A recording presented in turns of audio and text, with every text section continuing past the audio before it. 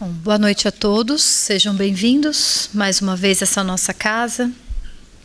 Vamos dar as boas-vindas também aos nossos ouvintes, aos telespectadores.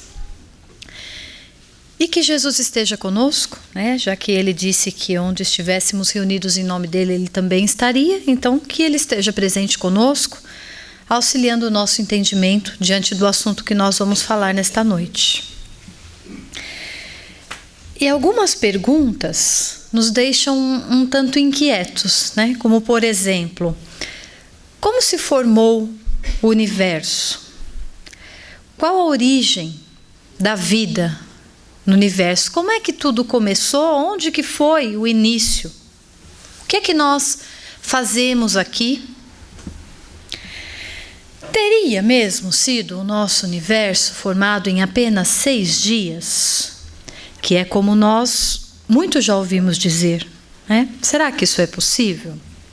A Bíblia, a ciência, elas nos fornecem muitas explicações sobre isso.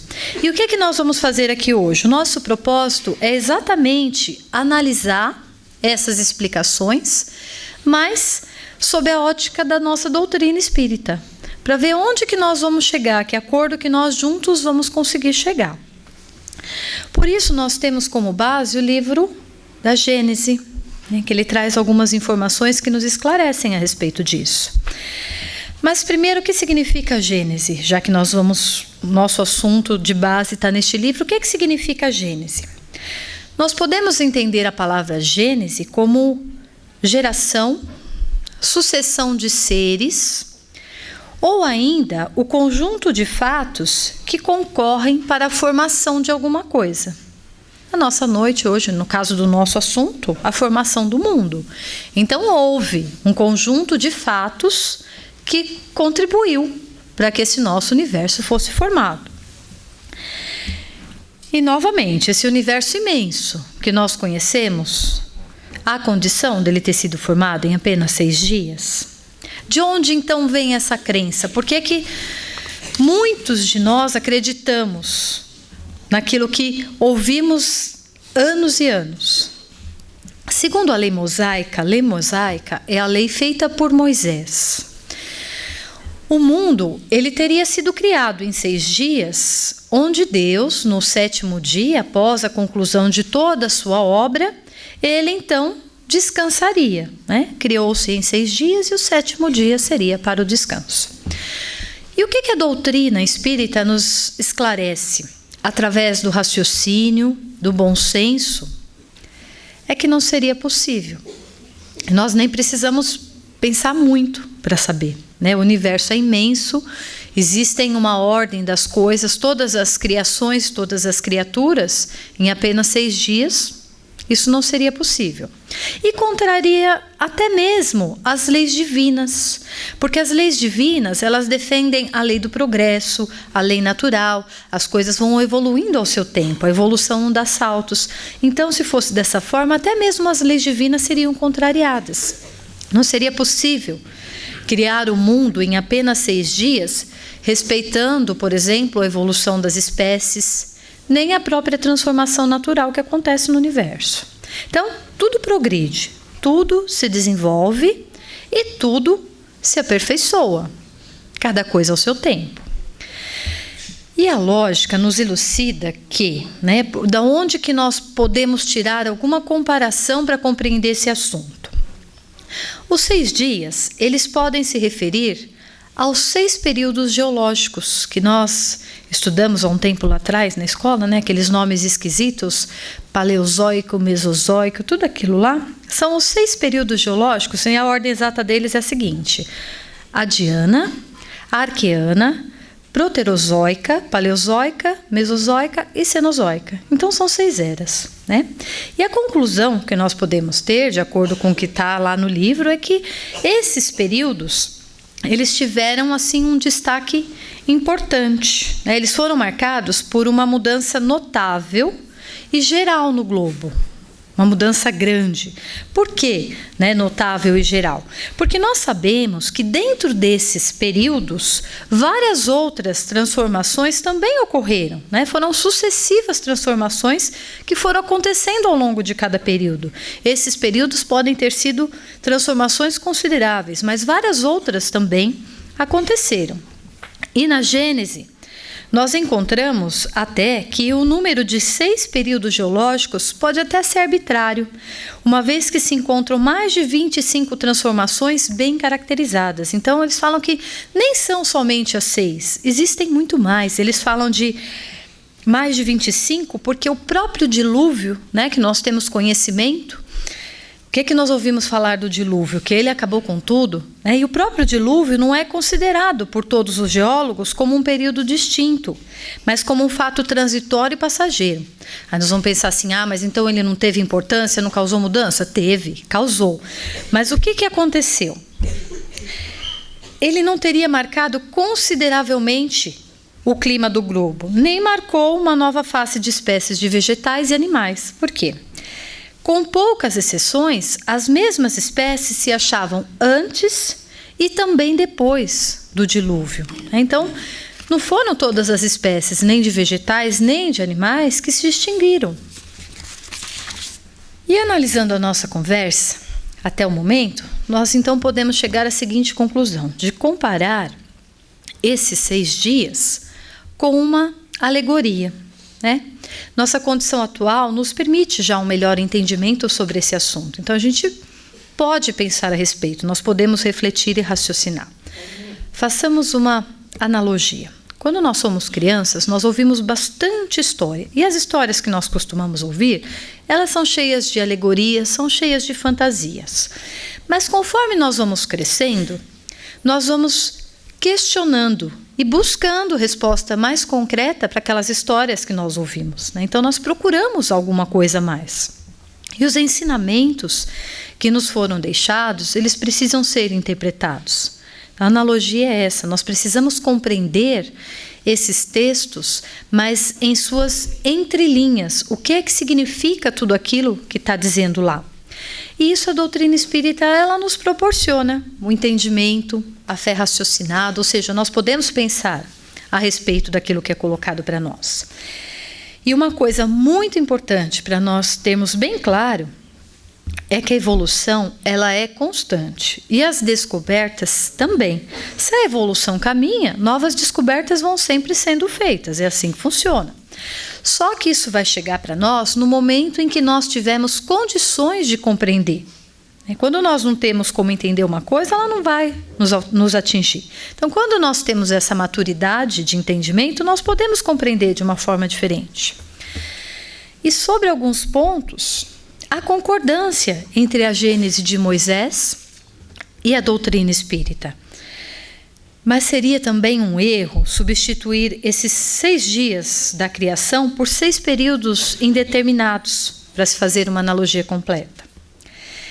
E também seria um erro não menos grave se nós acreditássemos que a Gênese e a ciência, elas caminham em sentidos opostos, porque não é dessa maneira.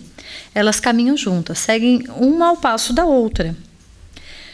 Mas, se houveram tantas transformações, nós temos que compreender que este número 6, né? Por que 6? Nós já vimos que tem aqueles 6 períodos, mas por quê dessa forma?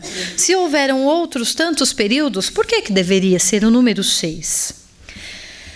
E o número 6 foi adotado a princípio para que se encaixasse da melhor maneira possível no texto bíblico em uma época em que se acreditava que a ciência devia seguir aquilo que dizia a Bíblia. Não podia ser diferente. Ninguém podia ou devia raciocinar, não havia como questionar, mas aceitava aquilo que estava escrito sem contestar. Só que hoje nós estamos num tempo em que a Bíblia se controla pela ciência, ou seja, nós podemos refletir, nós podemos questionar, nós podemos pensar. Só que a ciência, ela tem se limitado bastante às pesquisas que regem a parte material. O homem, considerado como um ser espiritual, que nós todos somos, ele não tem seu campo de estudo dominado pela ciência. Por que isso acontece? Porque a ciência, ela ainda é muito materialista. Ela prefere crer somente naquilo que ela pode provar. Não que ela não seja importante, muito pelo contrário, ela é fundamental, mas falta alguma coisa. Por isso que elas precisam caminhar juntas. De acordo com a ciência, a origem do universo, ela pode ser descrita da seguinte forma, né? Então, o que a ciência nos diz a respeito da formação do universo? No princípio, não havia absolutamente nada. Antes do Big Bang, da criação, não havia nada. Porque a ciência fala para nós que houve aquela explosão e aí o nosso universo foi formado, né? Isso é o Big Bang. Bom, o espaço e o tempo, bem como a matéria e a energia, criaram-se nesta explosão. Não havia um fora para onde o universo pudesse explodir, porque no momento em que houve a explosão é que ele foi criado, tá? Isso é o que a ciência nos diz. E aí nós vamos pensar um pouquinho a respeito. Mas se não havia nada, como é que pôde explodir? O que foi que causou essa explosão? Como, de onde se formou aquela massa imensa e gigante que explodiu? Uma coisa para nós questionarmos. Em relação à formação do nosso planeta, nós temos uma informação importante. É que ele se formou ao mesmo tempo em que o Sol e o resto do sistema solar, por uma condensação de uma nuvem de gás no espaço interestelar. Então, o que é isso? Eles se formaram mais ou menos numa sequência, né? E mais para frente a gente vai ver como é que isso funcionou. Pois bem, mas e sobre a criação? Nós estamos falando como o universo foi criado até então. E sobre a criação? O que a doutrina tem a nos esclarecer sobre isso? No Evangelho segundo o Espiritismo, nós encontramos a seguinte frase: a vida é um elo harmonioso e magnífico no conjunto da obra do Criador. E ainda no Livro dos Espíritos, Kardec fez uma pergunta interessante aos espíritos, de uma maneira bem direta. Ele perguntou: como Deus criou o universo? E os espíritos foram bem simples e, ao mesmo tempo, claros quando eles deram essa resposta. Por sua vontade. Deus criou o universo porque Ele quis. E se nós duvidássemos, por exemplo, que uma inteligência maior criou o universo perfeito em sua organização, tudo funciona perfeitamente no universo, se não foi Deus que criou, quem foi então? Poderia ter sido criado por um homem teria essa condição, essa capacidade? Também outra coisa para nós refletirmos. A lógica nos permite acreditar que foi Deus, porque somente uma inteligência suprema para poder criar tal coisa. E nada traduz melhor essa vontade de Deus criar o universo do que as palavras que nós encontramos no livro A Gênese. Deus disse: faça-se a luz, e a luz foi feita. Só que quando nós ouvimos essa frase, nós temos a impressão que o mundo foi criado no estalar de dedos. Não é isso? Mas não foi dessa forma. O que precisou acontecer? Né? Ou precisou ter aí a aplicação das leis divinas, das leis da física, o processo natural de criação. Através da condensação da matéria espalhada no espaço, os mundos foram sendo formados. Quando nós falamos que foi criado ali tudo meio que ao mesmo tempo, então, olha, dessa condensação apareceu a nebulosa solar, que com o movimento circular acabou surgindo o Sol. E esse movimento de rotação, algumas massas começaram a se destacar dessa nebulosa solar, passando a girar em torno dela, dando origem aos outros planetas. E a Terra foi um desses planetas. A Terra, no início, ela se encontrava em meio a vapores aquosos, mas no início só tinha mesmo vapores e descargas elétricas. A temperatura era assim bem alta, mas entrando em contato com o frio, né, com o frio da crosta, ela acabou se solidificando. E grandes tempestades, então, passaram a varrer a superfície do planeta, mas pouco a pouco isso foi melhorando e o Sol conseguiu penetrar lá no nosso planeta. E depois de algum tempo, quando nós falamos depois de algum tempo, a gente não está falando de pouco tempo, né? Depois de um bom tempo, começou a ter alguns sinais de existência de seres vivos. Primeiro, a ameba, todas as organizações unicelulares. Em seguida, o reino vegetal, o reino animal começaram a se misturar, mas ainda nas profundezas dos oceanos. Eles ainda não tinham completamente uma individualidade, mas eles começaram a surgir aí. E com o passar do tempo, as formas vivas da Terra foram amadurecendo, se desenvolvendo. As plantas começaram a buscar a luz do sol para poder fazer o processo de fotossíntese, o vento espalhando as sementes, criando aí mais plantações, né, espalhando mais vegetais. Os anfíbios também começaram a se desenvolver, os répteis foram surgindo. Os mamíferos apareceram, é aqui onde nós nos encontramos, né? O homem é um mamífero, tudo evoluindo, tudo se desenvolvendo, até chegarmos ao que nós conhecemos hoje. Então, na realidade, foi um processo natural, né? Não foi num estalar de dedos, as coisas foram respeitando uma ordem. O Espiritismo, ele entende que a ciência é a forma pela qual se constrói o conhecimento. Nós temos acesso ao conhecimento através da ciência, porém, com o acréscimo de certos dados de ordem espiritual, porque uma complementa a outra, uma vez que todos os acontecimentos, eles são planejados, eles são iniciados e guiados pelo plano espiritual. Então, a criação do universo não foi uma obra do acaso, né? Houve uma ordem, uma organização feita exatamente pela espiritualidade. Muito bem. Se a ciência constrói conhecimento, nós ainda temos uma parte para falar sobre a lei mosaica, Adão e Eva. Como é que é essa história? Nós ouvimos que Deus, do pó da terra, forma o primeiro homem, Adão. Sopra-lhe as narinas e lhe dá a vida. Retira-lhe uma de suas costelas e cria Eva. Aí os homens machistas ficam bem felizes, né? Falam que a mulher foi feita exatamente de um pedaço do Adão. Mas não é bem assim, não. Vocês vão ver como é que a gente entende esse trechinho. Esta é tentada pela serpente e come juntamente com Adão o fruto proibido, a maçã, né? O que tem o Espiritismo a nos dizer sobre isso? Qual a explicação? Que essa é uma visão mitológica. Primeiro, vamos ver o que é mitologia, né? Se é uma visão mitológica, o que é mitologia? Mitologia é estudo de mitos, lendas de uma cultura em particular, acreditadas como verdadeiras e que constituem um sistema religioso ou de crenças. Então, são mitos ou lendas, mas que nós realmente tomamos para nós como verdade. E por que isso faz parte da mitologia? Como seria possível, no nosso universo imenso, perfeito, apenas Adão e Eva? Como é que surgiu o resto das outras pessoas? O que é que nós temos a pensar sobre isso? Não é? Uma mulher e um homem, então como que ia ser?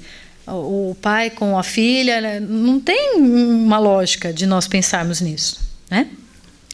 E outra coisa, né? Nós poderíamos ter a impressão de que também Deus é um ceramista que manuseia os seres criados por ele. Seria subestimar a inteligência divina, né? Feito do barro, então foi lá, manuseou. Deus nos criou à sua imagem e semelhança. Nós somos espíritos imortais, temos a nossa individualidade. Isso não combina com uma criação feita de barro. Novamente, nós chamamos atenção para a necessidade de interpretar essas passagens bíblicas. Allan Kardec, no capítulo 12 do livro A Gênese, ele nos esclarece com precisão a linguagem figurada da Bíblia. Ele vai explicando para nós. Adão e Eva não seriam o primeiro, muito menos o único casal a habitar o nosso universo, o nosso planeta, mas sim a personificação de uma raça denominada adâmica. Então não seriam o Adão e a Eva, mas seria uma raça denominada adâmica. Assim como nós já ouvimos falar bastante dos exilados de Capela, o que foram os exilados de Capela? Capela é um um lugar superior, um planeta superior, e alguns espíritos que não se adequaram àquele lugar foram exilados aqui para a Terra, ou seja, eles precisaram vir para cá porque não se adaptaram lá. Só que aqui era um lugar menos evoluído, por isso que são os exilados de Capela. Eles saíram de lá e precisaram vir até aqui, por não terem se adequado lá onde estavam. E a mesma coisa teria acontecido nessa nossa história de Adão e Eva. Então, essa raça adâmica, provavelmente superior à nossa, por não se adequarem aonde estavam, também alguns foram exilados de lá e vieram até aqui. Espíritos que não se adequam a planetas evoluídos, eles precisam ir a um planeta de grau um pouquinho menor, onde eles aprenderão um pouco mais, para depois que eles estiverem preparados, eles retornarem. Mas como tudo na providência divina é perfeito, esses espíritos, quando eles vêm para um local menos evoluído, eles também vêm com a tarefa de auxiliar aquelas pessoas daquele lugar a evoluírem. Então eles ajudam tanto o planeta como as pessoas a evoluírem. E foi assim. Com a raça adâmica, eles vieram colaborar com a evolução do nosso planeta. Isso não significa que não havia ninguém no nosso planeta. Nós temos conhecimento, atualmente, de que alguns espíritos superiores vêm aqui na Terra para nos auxiliar no nosso processo de evolução. Isso acontece. E nem por isso nós precisamos sair daqui. Nós continuamos exatamente aqui, junto deles. É um trabalho conjunto. Então, a situação, ela é mais ou menos essa. Não é preciso rejeitar o que está lá na Bíblia, mas é preciso interpretar apenas com as luzes da razão e da ciência. Então, Adão é a personificação da humanidade. Eva, ter surgido de uma costela de Adão, aí, ó, tá vendo? Ó, significa que não há diferença entre homens e mulheres, que a criação é a mesma, eles foram criados da mesma forma. O nome Eva simboliza vida. A falta por ele cometida, a falta de Adão, que nós temos conhecimento lá, demonstra o quê? A fraqueza do homem, ou seja, a nossa fraqueza, onde predominam os nossos instintos materiais, que muitas vezes nós não conseguimos resistir. A árvore marca o ponto em que a alma do homem deixa de ser guiada somente por esses instintos, é onde ele toma posse da sua liberdade e responde pelos seus atos, representa o livre-arbítrio. E a maçã? A maçã simboliza o objetivo dos desejos materiais, do homem, nossos desejos materiais, motivo de cobiça, que muitas vezes nos arrasta ao mal. Grande parte das vezes nós não conseguimos nos conter. E aquele que se prende aos bens materiais, consequentemente, se afasta dos bens espirituais. E a morte é o quê? É a simbologia das consequências inevitáveis, físicas e morais, que arrasta a violação das leis divinas, aquelas que Deus gravou em nossa consciência. Nós sabemos exatamente o que nós fazemos de errado. E a serpente simboliza os maus conselhos. Ninguém seria punido por comer uma fruta. Que Deus seria este? Então, tudo são simbolismos, que nós podemos pensar a respeito. Se, por exemplo, comer uma fruta fosse considerado um crime irremissível, Deus condenaria sua própria obra, porque Ele nos criou exatamente para que nós pudéssemos crescer, evoluir. Ninguém é condenado eternamente, muito menos por comer uma fruta. A expulsão do paraíso, então, o que seria? O paraíso, expulsão. Marca o momento em que esses espíritos dessa raça adâmica vieram se encarnar entre os habitantes deste mundo. A mudança da situação a que eles foram submetidos, porque eles precisaram sair, na verdade, de um lugar melhor, onde eles estavam, para vir aqui na Terra, ainda um planeta de provas e expiações. Todos aqueles que transgridem as leis divinas e que não investirem no seu melhoramento não poderão habitar mundos superiores. Então é por isso que muitos são exilados, porque não se adequam, não se adaptam.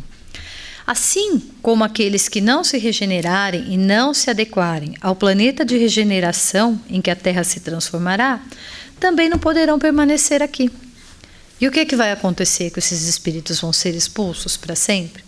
Não, exatamente O mesmo que nós vimos no exemplo da raça adâmica, dos exilados de Capela e tantos outros. Então, nós sabemos que o nosso planeta está numa época de transição, que ele vai passar de planeta de provas e expiação para regeneração. Aqueles que não se adequarem não poderão permanecer. Vão precisar ir para um mundo inferior, lá vão aprender um pouco mais, até que se adequem e possam retornar. Só que sempre pensando da maneira seguinte: aqueles que vão para o mundo inferior, eles sempre vão ajudar por já terem vivido em um lugar mais evoluído, eles sempre podem ajudar aqueles que são menos evoluídos, porque nada na providência divina é perdido, né? Emmanuel, através da mediunidade de Chico Xavier, ele nos deixou escrito no livro A Caminho da Luz: todo esse processo admirável não foi obra do acaso, resultado de forças cegas e inconsequentes, e sim a consequência de um trabalho bem elaborado dos espíritos superiores. Então, que nós tenhamos a humildade de compreender que tudo o que há nesse universo é por conta de uma causa maior. Há sempre uma organização, há um planejamento, houve a colaboração da espiritualidade, dos espíritos superiores, para que nós pudéssemos ter esse nosso planeta. E nós encontramos nos livros da codificação que Jesus presidiu bem de perto a formação do nosso planeta, né? Tanto que nós temos aí que ele é o governador do planeta Terra, mas exatamente por essa presença intensa dele na formação do nosso planeta. Talvez nós não tenhamos ainda condições de compreender muita coisa sobre como tudo foi formado. Nosso entendimento pode ainda não estar assim, né? Mas Deus com certeza tem um propósito para tudo. E com a mais perfeita organização, ele realiza todas as suas obras. Então, não façamos como a ciência, né, que nós precisamos ver para crer. Existem coisas que somente a fé vai nos trazer o entendimento necessário. Então, que nós pensemos um pouquinho sobre tudo isso, porque nós temos a condição de questionar e ver quais são as hipóteses possíveis. Certo? Eu agradeço vocês pela atenção. Obrigado, Cláudia. E nós temos agora um tempo destinado a perguntas. Quem quiser fazer alguma pergunta sobre o tema, por favor, fique à vontade. Enquanto os companheiros vão pensando nas suas perguntas, Cláudia, eu gostaria de fazer uma pergunta. Desde o primeiro dos vários períodos que compuseram a formação da Terra até os dias atuais, passaram-se alguns milhões de anos ou alguns bilhões? Eu acho que essa conta a gente nem tem condição de fazer, né?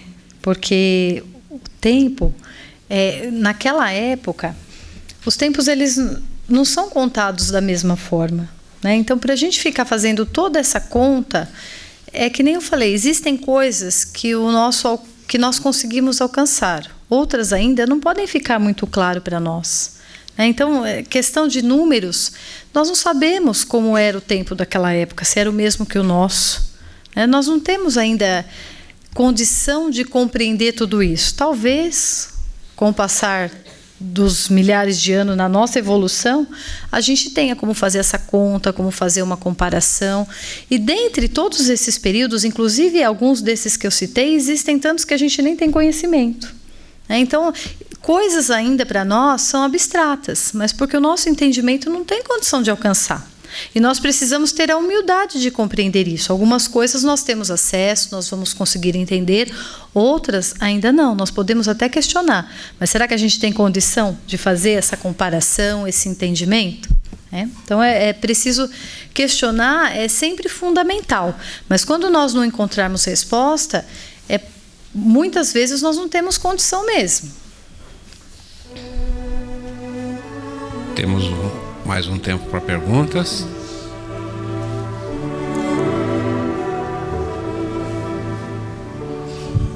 Boa noite. Oi, boa noite. Boa noite. Você pincelou sobre a evolução no plano físico. Eu queria perguntar para você, aliás, eu quero perguntar a você, se o processo evolutivo ele também ocorre no plano espiritual? Então, muito mais do que aqui, né? O que nós percebemos nos livros da codificação é que antes da formação das coisas aqui na Terra, sempre há a formação primeiro e bem perfeita na espiritualidade. Então, tudo é formado lá primeiro para que depois se concretize aqui.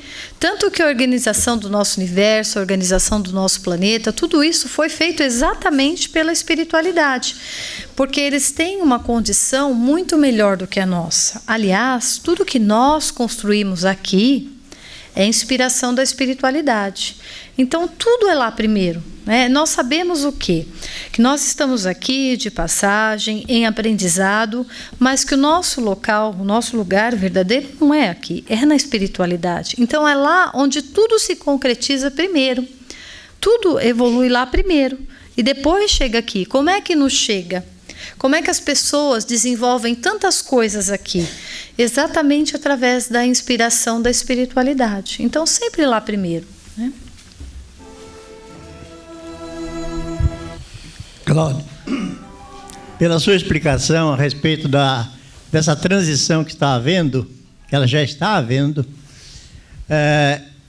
que vai acontecer com esses nossos irmãos, especialmente os políticos, os administradores, esses corruptos que a gente sabe que está em grande número, se eles já estão encomendados para essa transição? Então, gente, olha, existem algumas provas, né? Vamos pensar assim, nosso planeta é de provas e expiações. Existem algumas provas que são um pouco complicadas. Então, por exemplo, a prova da riqueza, né? Será que a pessoa vai saber o que ela vai fazer com todo aquele dinheiro? Esses políticos que são responsáveis por reger nações, será que eles têm noção da responsabilidade disso? Eles estão conduzindo essas pessoas? O que eles estão fazendo daquilo que foi colocado nas mãos deles? Então, é uma responsabilidade imensa. E nós sabemos que cada um de nós responderemos por aquilo que nós fizermos, né? Então, até para escolher nossas provas, a gente tem que ter cuidado, porque existem umas que são bem comprometedoras, se nós falharmos, né? E esses políticos, governadores, presidentes, eles lidam com uma massa imensa de pessoas. É uma responsabilidade enorme. Tanto que, em vez da gente ter tanta raiva, né, nós devíamos exatamente vibrar por essas criaturas, e nem é porque nós gostamos dele, não, mas é porque, de certa forma, a nossa vida também é na mão deles, né? Então, eles precisam conduzir de uma maneira correta. Mas muitos deles se perdem aí, né, com essa parte material que nós comentamos aqui. Muitas vezes nós não resistimos, então, às vezes, diante disso tudo, muitos deles se perdem. E a questão é essa, quando o nosso planeta ele está nesse momento de transição, sim. E o que vai acontecer? O mesmo que nós falamos, aqueles que não se adequarem, eles não vão poder permanecer aqui, eles terão que ir para um outro lugar, com certeza menos evoluído, onde eles vão auxiliar a evolução lá, mas até que eles se regenerem, tenham condição de habitar, então, um mundo de regeneração. Não tem jeito, né? É pelo mérito, não tem outra forma. Dentro dessa questão da evolução, observando e conversando com muitas crianças, jovens, que na verdade são crianças e jovens, mas como nós sabemos, já são espíritos bastante evoluídos. Muitos deles já não aceitam esses dogmas, né, que vem há muito tempo trazendo, né, dominando, como você disse, dos 6 dias, né, e muitos ainda que estão aí, né. Comenta um pouco para a gente a respeito disso. Eles questionam, não é? Eles não aceitam as coisas. Quando nós colocamos para eles algumas coisas, toma lá, dá cá, né? O questionamento vem em seguida. Mas é exatamente por isso. Esse processo de evolução ele está acontecendo. Nós estamos sendo preparados exatamente para questionar. Porque é o que a gente fala da doutrina espírita, a fé raciocinada. Ou seja, te falaram alguma coisa? Vamos pensar a respeito. Nós não precisamos mais aceitar tudo que é imposto para nós. E é como você colocou, essas crianças, esses jovens, eles são espíritos antigos muitas vezes. Então eles pensam, eles trazem uma inteligência, eles trazem um conhecimento. E isso atualmente está tão aflorado que eles questionam muito, sim, mas é porque eles trazem todo um conhecimento já. Então é bem interessante, eles questionam bastante mesmo, e isso é um lado muito positivo, né? Porque nós éramos acostumados a aceitar as coisas que nos eram colocadas meio que como uma imposição. Hoje em dia não é mais preciso, a gente pode questionar, pode pensar, e quantas vezes nós não temos resposta que eles nos fazem, né? Precisamos de correr atrás aí. Boa noite. Boa noite. A doutrina espírita nos mostra que o homem foi criado para a evolução. O que pode acontecer com ele num período, as pessoas mais desequilibradas, vamos dizer assim, eles podem estacionar, mas nunca retroceder.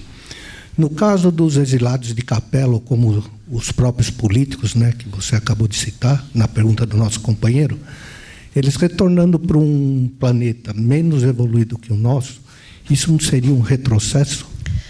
Eles não retrocedem, porque eles carregam com eles todo o conhecimento que eles têm, toda a experiência, e eles vão exatamente nesses lugares menos evoluídos para auxiliar o processo de evolução lá. Por quê? Tudo isso porque eles não se adequam ao lugar onde eles estão. Por exemplo, vai chegar um momento em que no nosso planeta não vai ter mais crimes, não vai ter mais roubos, não é isso? A transformação não é essa? Pode até estar um pouco distante, porque quando a gente fala que nós já estamos nessa fase de transformação, não quer dizer que daqui a 2, 3, 5 anos isso vai se concluir, muito pelo contrário, estamos em processo, mas é um processo longo. Mas vai chegar o tempo em que não haverá mais crimes na Terra, em que não haverá mais roubos, as pessoas vão ser pessoas direitas, vão ser pessoas felizes, vão pensar uns nos outros, não vai haver egoísmo, não vai haver orgulho, não é isso? Só que o que vai acontecer com aquelas pessoas que não aceitarem isso? Se elas não aceitam isso, elas não têm condição ainda de permanecer. Por isso que elas vão a um planeta menos evoluído, mas é o planeta, não são elas. Elas vão exatamente do jeito que elas estão, elas vão continuar as mesmas. Mas elas vão aprender um pouquinho mais para quando elas estiverem então preparadas, elas possam retornar. E enquanto isso, como foi dito, na providência divina, tudo é perfeito. Elas vão ser aproveitadas lá para ajudar no processo de evolução, já que elas têm uma condição melhor do que aqueles que habitam aquele local. Muito bem, o tempo de que dispomos não é mais suficiente para que se faça perguntas. Após o término da nossa reunião, a Cláudia ainda fica aqui alguns minutinhos para responder alguma pergunta, porventura ainda haja. Eu gostaria de agradecer a Cláudia e pedir que ela faça as suas considerações finais, por favor. Bom, como nós vimos no final, embora nós não tenhamos condição de explicar assim completamente a origem do universo, a origem da vida, porque a nossa condição de evolução ainda não permite isso, né? Nada nos impede de reverenciar Deus, que é a causa primeira de tudo, exatamente pela magnanimidade da sua obra.